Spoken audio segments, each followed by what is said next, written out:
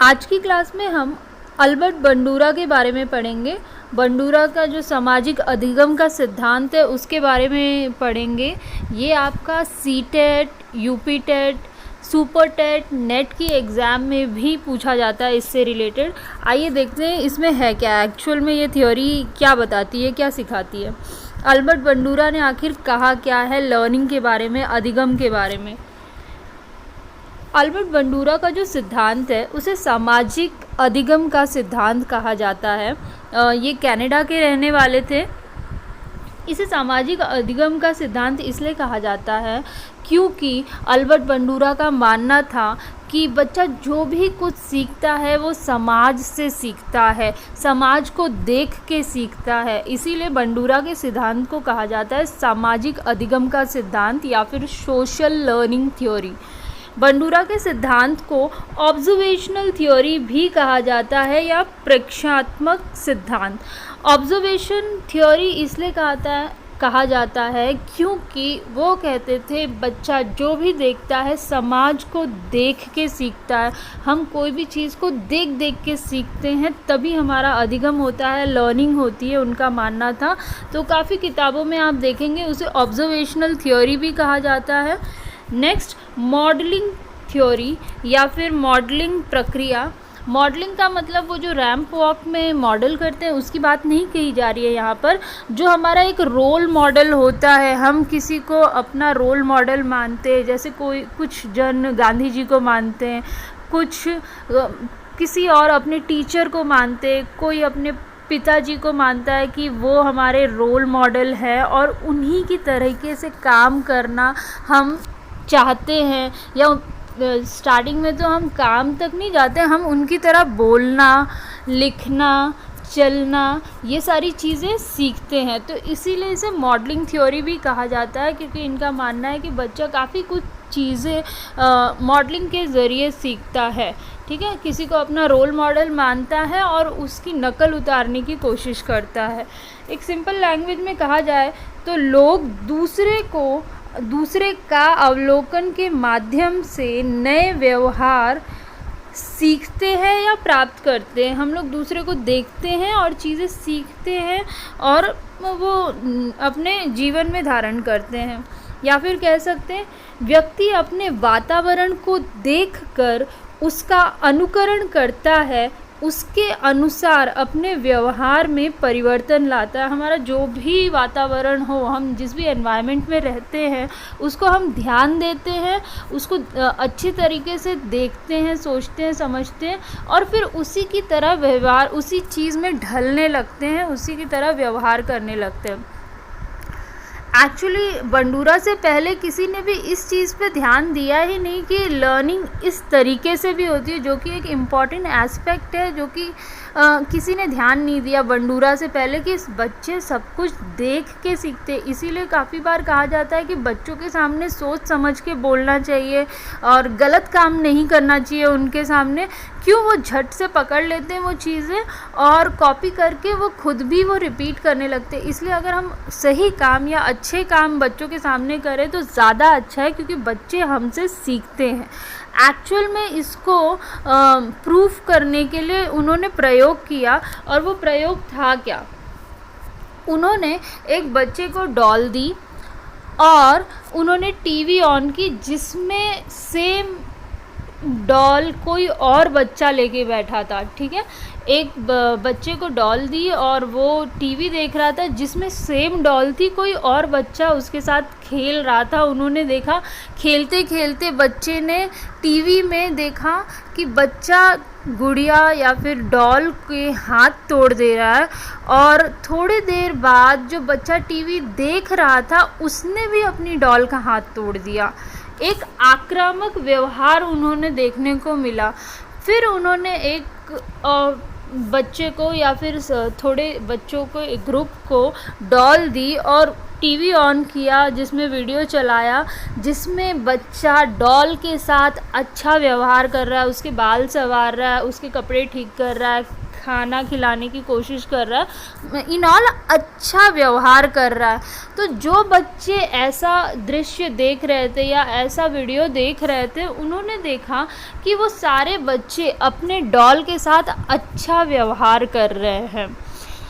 ठीक है, उसके बाद उन्होंने एक और प्रयोग किया जिसमें उन्होंने ग्रुप ऑफ बच्चों को, एक बच्चों के 9-10 बच्चों के ग्रुप को डॉल दी और वीडियो चलाया। टीवी पे भी डॉल थी, बच्चा था। बच्चों ने देखा कि बच्चा कुछ और ही खेल रहा है, डॉल साइड में रखी हुई है, कोई प्रतिक्रिया नहीं हो रही। तो उसका निष्कर्ष उन्होंने देखा, जब बच्चों ने ऐसा वीडियो देखा तो सेम व्यवहार किया। उन्होंने भी अपने डॉल के साथ कोई ख़ास प्रतिक्रिया नहीं की, वो नॉर्मल बिहेव कर रहे थे, वो ज़्यादा इंटरैक्ट ही नहीं किए अपने डॉल के साथ। तो ये प्रयोग के बाद उन्होंने निष्कर्ष निकाला कि बच्चे वही करते हैं या फिर जो देखते हैं। अधिगम बहुत हद तक ऑब्जर्वेशन के थ्रू होता है या देखने की वजह से होता है, ये प्रूव हो गया उनके प्रयोग से।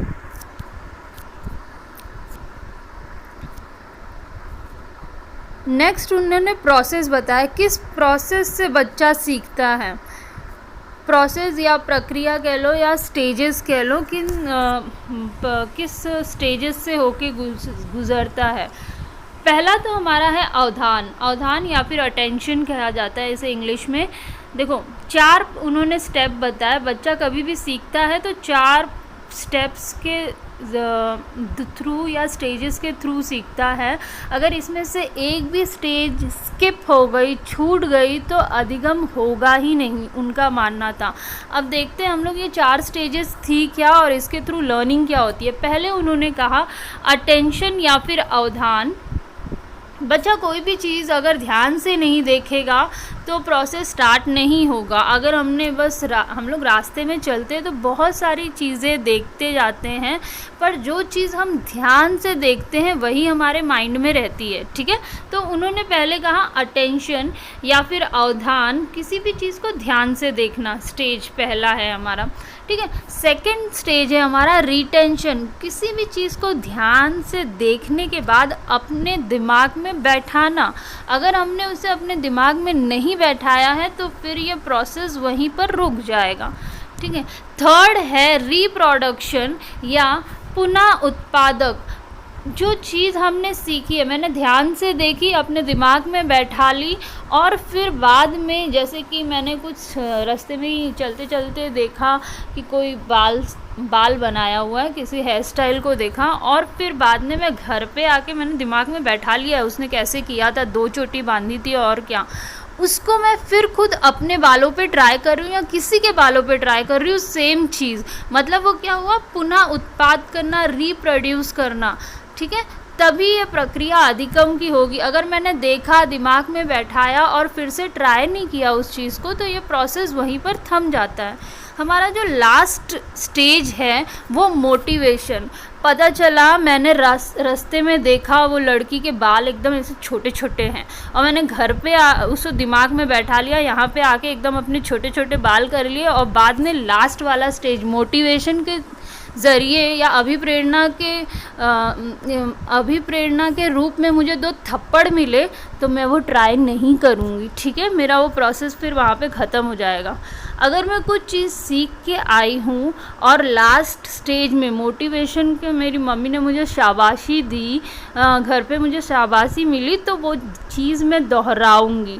ठीक है, तो ये मोटिवेशन भी बहुत इम्पॉर्टेंट है ये स्टेज में। अब देखो, हम जब रास्ते में गए, हमने कुछ चीज़ को ध्यान से देखा पर अपने दिमाग में बैठाया ही नहीं, ये स्टेज यहीं पर ख़त्म हो जाएगी। ठीक है, ये चारों स्टेज बहुत इम्पॉर्टेंट है अगर लर्निंग करनी है तो।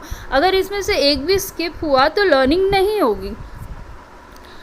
ठीक है, तो अटेंशन, रिटेंशन, रिप्रोडक्शन और मोटिवेशन, ये चारों चीज़ पहले ध्यान से देखो, दिमाग में बैठाओ, फिर पुनः उत्पादन या फिर रिप्रोडक्शन करो और लास्ट में मोटिवेशन। अगर आपको अच्छा मोटिवेशन मिलता है तो आप चीज़ को बार बार रिपीट करेंगे, अगर ख़राब मोटिवेशन मिलता है आप उसे नहीं रिपीट करेंगे।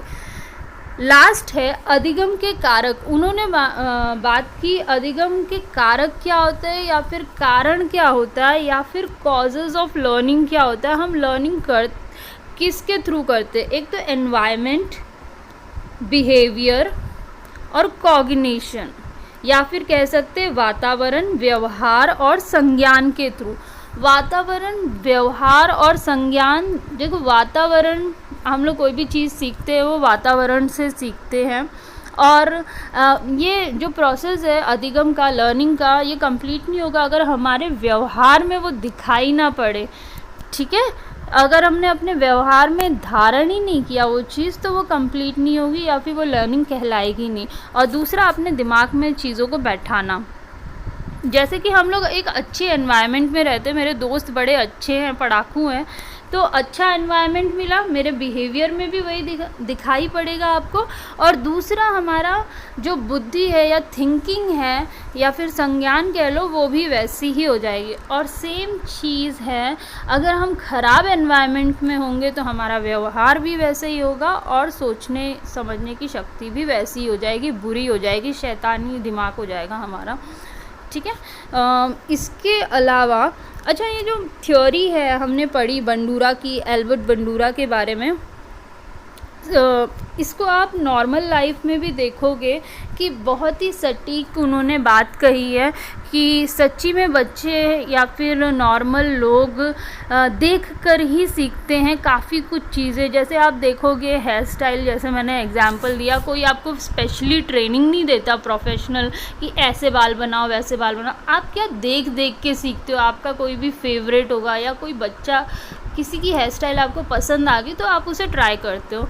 ठीक है, तो जैसे कुकिंग हो गई, कुकिंग की भी आपको ज़्यादातर लोग कुकिंग देखकर ही सीखते हैं। आप देखेंगे टीवी से भी हम काफ़ी कुछ सीखते हैं। आपने देखा होगा सुपर हीरोज़ का जो मूवी होती है, उसको जब बच्चे बचपन में देखते हैं तो वो चादर, लाल कलर की चादर अपने गले में लगा लेंगे और घूमेंगे, फिर उड़ने की भी कोशिश करते, जंप करते चेयर से, यहाँ से वहाँ से। तो इसका मतलब क्या है, जो बंडूरा ने कहा है बच्चे देख के सीखते हैं, वो सही है। आप देखोगे शक्तिमान जब आया था सीरियल, तो बच्चे उसमें एक सीक्वेंस होता है कि शक्तिमान हाथ ऊपर करता है और गोल गोल घूमता है। आप उस टाइम पे काफ़ी बच्चों को देखोगे वो इमिटेट करते हुए या फिर उसी का अनुकरण करते हुए रास्ते में घूमते हुए अपने फ्रेंड्स को दिखाएंगे, या फिर करने की कोशिश करेंगे, क्या शक्तिमान बनने की कोशिश करते। बीच में WWE भी आपने शायद जो बच्चों ने देखा होगा, बीच में बहुत ही ज़्यादा फेमस था, WWF वर्ल्ड वाइड फेडरेशन, तो उसमें मारपीट दिखाते थे। तो जैसे जैसे वहाँ के जो एक्टर्स थे मार पिटाई करते थे, सेम तरीके से बच्चे भी अपने फ्रेंड्स के ऊपर ट्राई करते थे, ऐसे उठा के वैसे फेंकना, या फिर भाई बहन के ऊपर। वो अलग बात है, वो प्रोसेस कंप्लीट नहीं हो पाता था सीखने का, क्योंकि लास्ट में घर पे भी पिटाई पड़ जाती थी, तो हम लोग उसे बीच में ही छोड़ते थे। उसको सीखना नहीं है क्योंकि लास्ट में मार भी पड़ेगी।